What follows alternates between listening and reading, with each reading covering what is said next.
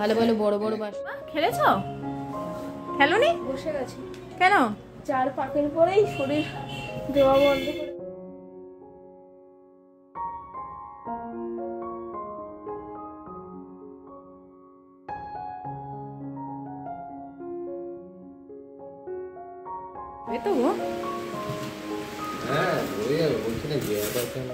ঈশ্বরের আশীর্বাদ নিয়ে ও আমার সকল বন্ধুদের অনেক ভালোবাসা জানিয়ে আজকের আরও একটা নতুন ব্লগ শুরু করছি বন্ধুরা। আশা করছি সকলে খুব ভালো আছো।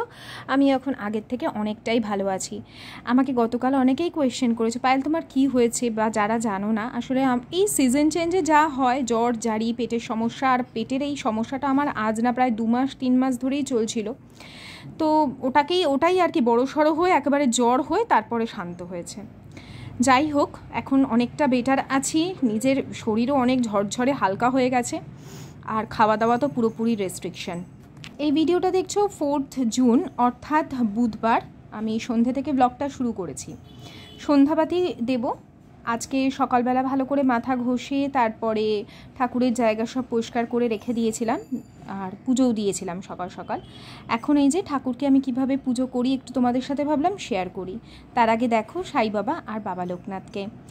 এই যে ভেতরে আলোটা দিয়ে রেখেছি না, এই আলোটা খুব একটা ভালো মানে ক্যামেরা ফ্রেন্ডলি না আর কি, ঠিক ঝলসে ওঠে কেমন, কিন্তু খালি চোখে দেখলে খুব ভালো লাগে। এবার ইচ্ছা আছে সাদা লাইট ভেতরে লাগিয়ে দেবো, এই নীলের জন্যই আর কি সমস্যাটা হচ্ছে। যাই হোক, আমার সাই বাবার বাবা লোকনাথ সকলের মঙ্গল করুন। তোমরা যেখানেই থাকো ঈশ্বরের আশীর্বাদ যেন সকলের ওপর বর্ষিত হয়।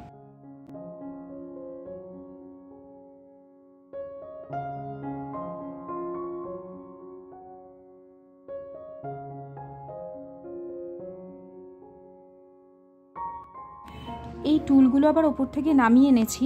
এখানে আমার ঠাকুরের সমস্ত সরঞ্জাম, লাল চন্দন, সাদা চন্দন কেনা আর কি। এমনিতে তো আমি চন্দন বেটেই ঠাকুরকে দিই। কর্পূর অল্প করে আর কি আলাদা করে কৌটোর মধ্যে করে রাখি। ধুনোর কৌটো সব আলাদা ঠাকুরের জন্য বেশি মাত্রায় আনা থাকে, আর ছোট ছোট কৌটোর মধ্যে আমি কিছুটা করে ভরে সাইডে রেখে দিই। যেমন এখানে আমার এই ধুনোর কৌটোর মধ্যে ধুনোটা শেষ হয়ে গেছিলো, আর এগুলো একটু ছোট ছোট ডেলা আছে। এই ডেলাগুলোকে আমি ওই চন্দন বাটা দিয়ে হালকা করে একটু প্রেস করলেই না সুন্দর গুঁড়ো হয়ে যায়। তারপর ওই নুনদানির মতন কৌটো রেখেছি, ওর মধ্যে ঢেলে রাখি।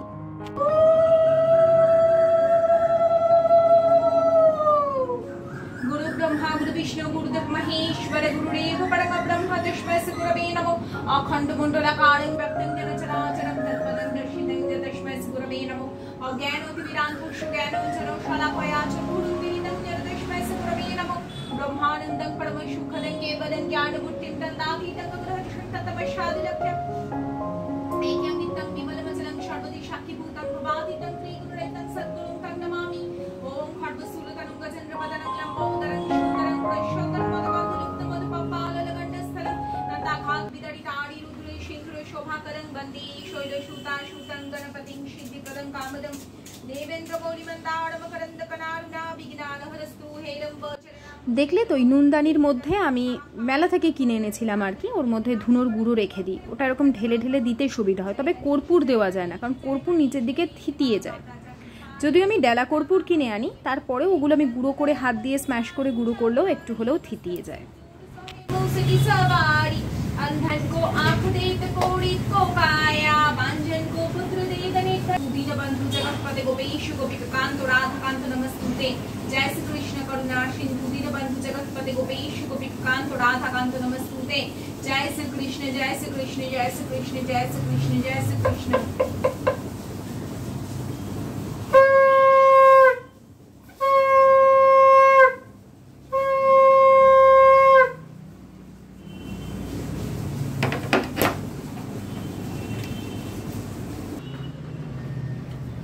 কি গো এত সবজি? আমার বাবা কই? বাবা খেলেছো? খেলোনি? বসে গেছি। কেন? 4 পাকের পরেই শরীর দেওয়া বন্ধ করে দিয়েছে। কি হচ্ছিল? জলও খেলাম না। বললাম আমি যে তোর এখন শরীর অনেক উইক আছে, তুই পারবি না। সবে জ্বর থেকে উঠেছে, বলে পারে? আমি করছি বাবা, আমি তো তোমার জন্য করব ভালো করে। একটু এক্সারসাইজ করোনি? কিছু করোনি? হ্যাঁ, ওয়ার্ম আপ করলাম, তারপরে দৌড়ালাম। তো বুধবার আয়ুষ্মানের খেলা থাকে একাডেমিতে, তো প্র্যাকটিস করতে গেছিলো নিজের মনের জোরে, কিন্তু পারেনি। আসলে এই যে আমরা ঘুরে আসার ওর মানে যে দার্জিলিং থেকেই ও জ্বর হতে শুরু করে, এখানে এসে তারপরে বাড়াবাড়ি হয়, আমাদের ডাক্তার দেখাতেই হয়েছিল। হয়তো তোমাদের আর বলিনি সেই কথা, কারণ তখন ওই ঘুরতে যাওয়ার যে ব্লগ সেগুলোই শেয়ার করছিলাম। খুব বাড়াবাড়ি যেরকম আয়ুষ্মানের হয়ে যায় সেরকমই হয়েছিল।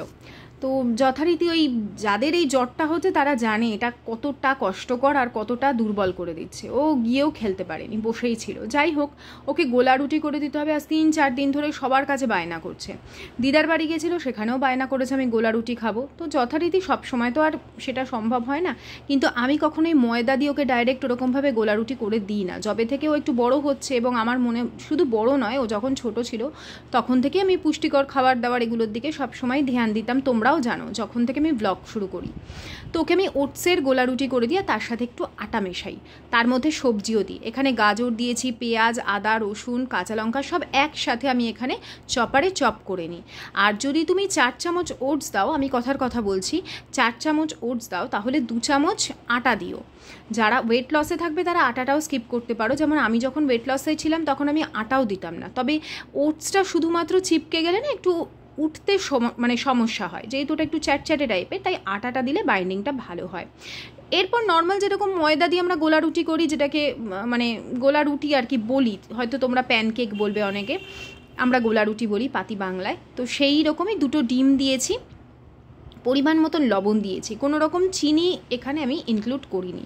তোমরা যদি একটু মিষ্টি মিষ্টি খেতে চাও দিতে পারো, ধনেপাতার কুচি দিতে পারো। আমি মানে আমার কাছে অ্যাভেলেবেল ছিল না, তাই ধনেপাতাটা দিইনি, ওটা দিলেও খুব স্বাদ লাগে।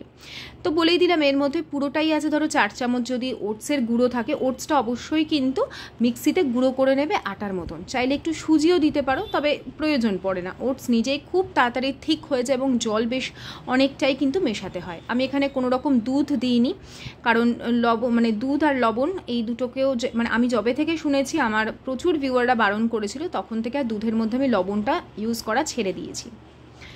তো আমার মনে হয় আমি নিজে যেগুলো জীবনে ইনক্লুড করে উপকার পেয়েছি, যদিও ভিডিওর মাধ্যমেই, সেগুলো আমি তোমাদের সাথে শেয়ার করি। আর বলে দিই যে হ্যাঁ, এগুলো আমি জানতাম না, এগুলো আমি ভিডিও থেকে বিভিন্ন দর্শকদের কাছ থেকে শিখেছি। যাই হোক, এরপরে এগুলো কিন্তু তেল ছাড়াও খুব সুন্দর তৈরি হয়ে যায়। যদি ননস্টিক তাওয়া থাকে তাহলে তেল ছাড়াই সুন্দর উঠে আসবে। যেমন আমি এটা তেল ছাড়াই কিন্তু দিয়েছি, অল্প অল্প করে তেল পরের দিকে বুলিয়ে বুলিয়ে দিতে পারো, আবার প্রথমে অল্প করে তেল দিয়েও সুন্দর করে কিন্তু অল্প তেলেই ভাজা হয়ে যায়। দেওয়ার পর একটু ঢেকে রাখবে। এই দেখো ওপর দিকে একদম ছেদ ছেদ মতন হয়ে গেছে, তাহলে বুঝে যাবে যেটা পাল্টানোর মতন অবস্থায় চলে এসেছে। তারপর অল্প অল্প করে তেল দিয়ে আমি এটাকে সেঁকে নিচ্ছি।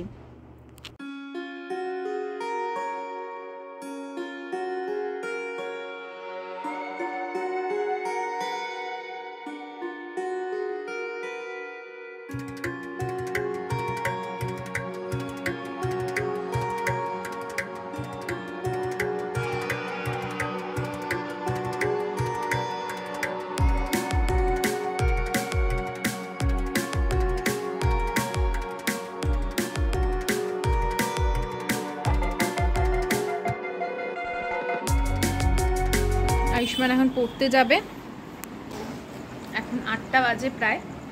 আমি ওর সাথে বেরোবো। এই পা দিয়ে তুলছো কেন পাপা? বই খাতা আবার এখানে রেখে গেল। আমি ওর সাথে বেরোচ্ছি। মা দরজাটা বন্ধ করো। মা, ও মা, দরজাটা বন্ধ করো। বেরোচ্ছে ওকে নিয়ে, একটা কাজও আছে আমার, ওই জন্য। কি সেটা তোমাদের দেখাচ্ছি যদি কেনা হয়। চলো, আবার জুতোটা কিনতে হবে। 3 ইঞ্চি বাদ 22 22 কম হবে, 20 হবে মনে হয় না? তাহলে তো হয়ে যাবে। কি নেবো? না রেখে যাবো। কত 11?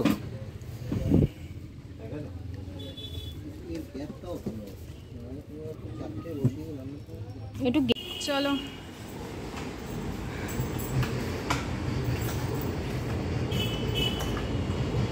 বলো তাড়াতাড়ি।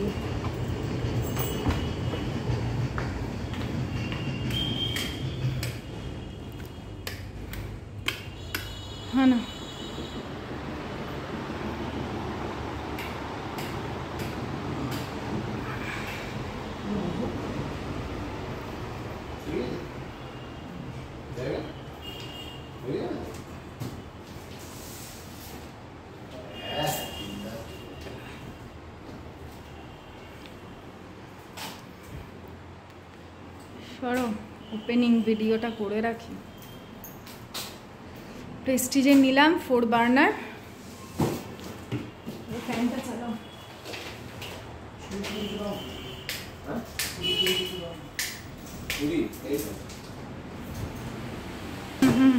এই তো।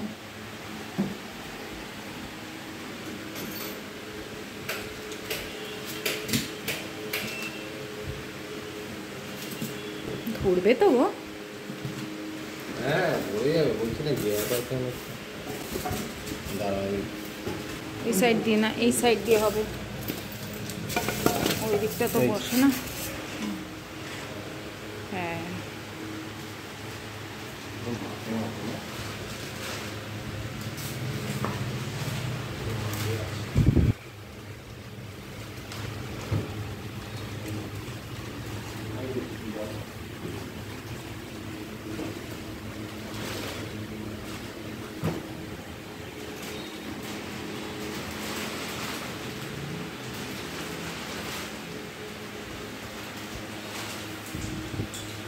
অনেকগুলো দেখলাম জানো তো। 3 বার্নার আমি নেব না, আমি আগেই তোমাদের বলেছি যে 3 বার্নার নেব না, আইদার 2 বার্নার না হলে 4 বার্নার। তো 4 বার্নার নিলাম, তার কারণ 2 বার্নারটা মনে হচ্ছে কি রান্নাঘরে যেন দেখাই যাবে না, না হলে অনেকটাই কমে হয়ে যেত। আর ইচ্ছেও ছিল যে 2 বার্নার নেব। যাই হোক, এটার মানে আসার কথা ছিল, এসে গেছে। কেমন লাগছে আমার কিচেনে অবশ্যই কিন্তু কমেন্ট করে জানিও তোমরা। কেন আমি কি ভাজাভুজি করছি, তুমি যে ওটা আবার চালাচ্ছ?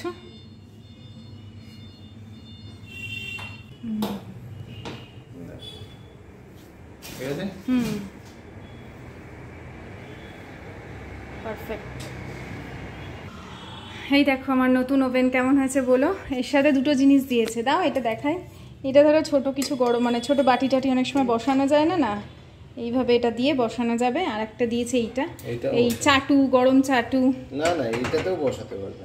ও কেমন হয়েছে জানিও। আমি ইচ্ছে করেই 4 বার্নার কিনলাম। প্রথমে তো ভেবেছিলাম যে 2 বার্নারই নেব, গেছিলাম 2 বার্নার কিনবার জন্য, কারণ একটা তো অলরেডি নিচে আছে, তো বেকার কেন আবার ইনভেস্ট করবো। এটার এমআরপি বেশি আছে, এমআরপি আছে হচ্ছে তোমার 15,000 সামথিং, কিন্তু আমরা ওই আশিসে ওখান থেকে বিজনেসের প্রচুর জিনিসপত্র আসে বলে কিছুটা কমে পেয়েছি। এমনিতেও ইয়েতেও একটু কম আছে, 11,900 সামথিং এরকম কিছু আছে। ফ্লিপকার্টে দেখলাম ওরকমই উনিও নিয়েছেন, 12,000-এর কিছু কম। হ্যাঁ তো এই আর ওভেনটা কিনবো করে কেনা হচ্ছিল না, অনেকদিন ধরেই ভাবছিলাম না। আর কারণ নিচের ওভেনটা নিয়ে আসবো প্রথমে ভেবেছিলাম, তারপর আবার ভাবলাম ধরো সকালের দিকে কখনো উঠে একটু চা করলাম, বা ধরো আয়ুষ্মানের টিফিনটা করলাম, কখনো ওপরে উঠতে পারলাম না, বা কিছু জাস্ট কিছু গরম করার, বা ধরো ভোরবেলা আমি যখন উঠে একটু গরম জল খেলাম, সেই জন্য নিচের ওভেনটা রেখে দিয়েছি। নিচের যেরকম সেট আপ আছে বাসনপত্র হচ্ছে মানে যেগুলো ভালো ভালো বাসন সব এখানে সাজিয়েছি, এনে রেখেছি। আর কিছু কাঁচের জিনিসপত্র আছে সেগুলো ওপর দিকে সব রাখবো। দেখো এটা দেখো আমার ফেভারের যে চিমনিটা, তোমরা একজন আমাকে দেখতে মানে আমার কাছে জানতে চেয়েছিল এটা কোন ব্র্যান্ড, এটা ফেভার কোন নিয়ে গো, মডেল নাম্বারটা জানো তুমি? ওর জানা নেই মডেল নাম্বারটা, মানে ওর খেয়াল নেই, ও দেখে অর্ডার করে দিয়েছিল। যাই হোক এই হচ্ছে, কেমন হয়েছে বলো।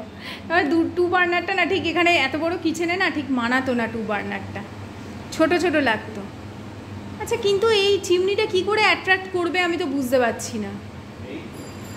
রান্নাটা তো এই সামনে এদিকে হচ্ছে, এইখানটা এরকম হয়, এত সাকশন পাওয়ার। ঠিক আছে বন্ধ করে দাও, প্রচুর লাইট জ্বলছে, ভাল লাগছে না আমাকে। একজন বলেছিল তুমি ডাবল ইয়ে করে রেখেছিলে, পুরো মনে হচ্ছে আমার কাউন্টার টপের সাথে বসানো।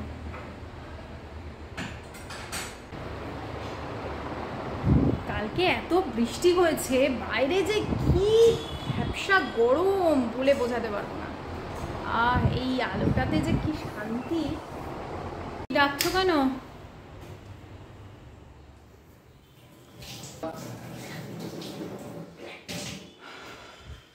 কোনটা উপরের বার্নার কোনটা নিচের বার্নার বলতে হবে? হ্যাঁ, কেন বলতে পারবো না? এই তো ইন্ডিকেট করা আছে, এইটা উপরে ডট আছে মানে এটা উপরের বার্নার, রাইট। আর এটার ডট নিচে আছে মানে এটা নিচের বার্নার, তাই তো? এটা উপরে, এটা নিচে ডট মানে এটা আবার নিচে ডট আছে মানে এটা নিচের বার্নার, এটা উপরে ডট আছে মানে এটা উপরের বার্নার। কিন্তু এটা নিয়ে আমার একটু ডাউট আছে, দেখি। ঠিক আছে। আর ওয়াশিং মেশিনও পুরো দমে ইউজ হচ্ছে, কাচা ধোয়া সব কিছু। কালকে চাদরগুলো ভিজিয়ে দিতে হবে, এই চাদরগুলো, এই নোংরা চাদরগুলো। আর এখান থেকে জল পড়া বন্ধ হয়নি না গো?